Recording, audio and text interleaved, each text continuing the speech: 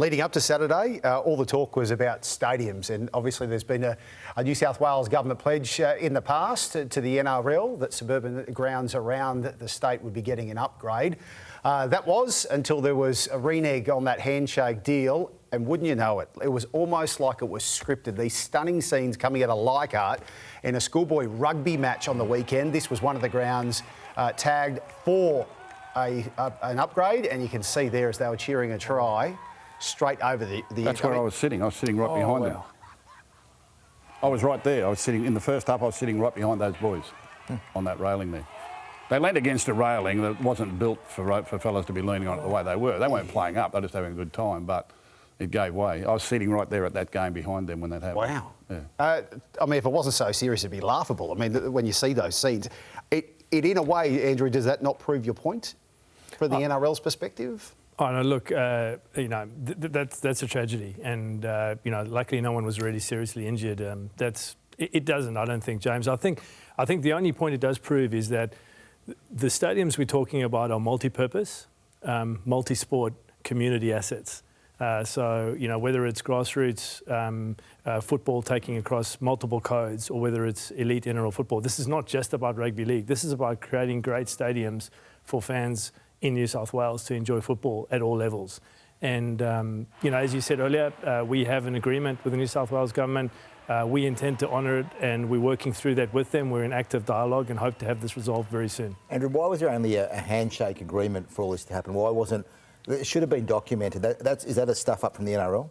No, it has been documented. So we have a memorandum of understanding that is the baseline for our negotiation.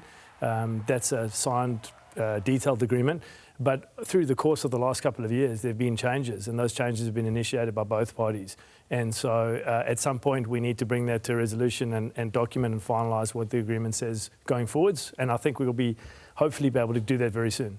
Andrew, what's your research? What do fans want? We all know how we love the suburban ground that's full on a Sunday afternoon with the hill and all those types of things as well, but then the government goes and spends billions of dollars on Allianz Stadium and Combank Stadium, and they're working on ANZ Stadium. They're going to build another 4 stadium out there at Penrith, which was agreed to 10 years ago.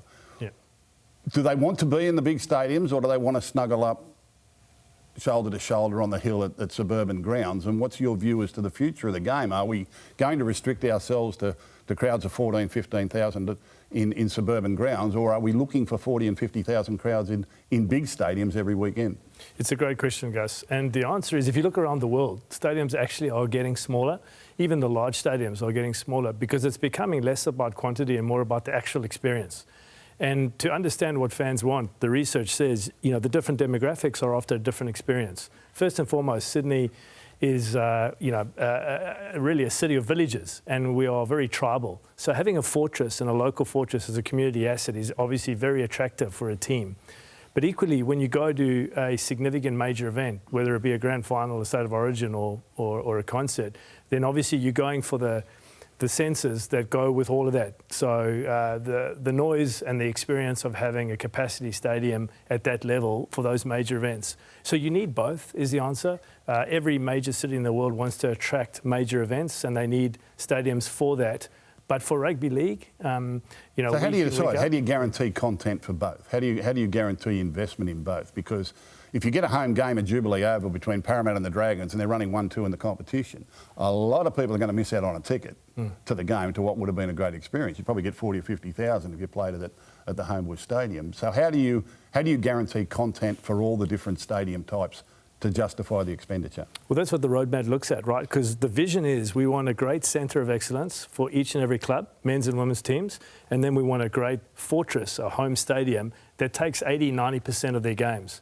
And then obviously that gives clubs the opportunity to play games in regional areas, gives clubs the opportunity to take part in things like Magic Round, and then perhaps having big marquee games at the biggest stadiums. So your Origin, your grand final, that will sell out at 80,000 people, which is a wonderful spectacular for the game. But are you saying we're only going to use it once a year? Once a year we're going to use our major ground, or twice a year for a big event. Otherwise we're going to stay in suburban grounds? No, well, I mean, look, ultimately it's a club decision. And so we've got 9 clubs in Sydney and they each have their strategy. Now, the Bulldogs, they've played at Accor Stadium for a number of years and, they're looking at that being their home. There's an investment in Belmore and to create a new centre of excellence. That's a good example. But each and every club, and we're working with them all, are coming up with where they want to play 80% of their home games so that they get to a situation where you have to be a member or you're going to miss out. And week in, week out, you're going to have a great atmosphere playing in front of it. I'm sure Cam can attest to this. It doesn't matter if you're at Brookvale or whether you're at a large stadium, you can feel the intensity of a full crowd. Absolutely.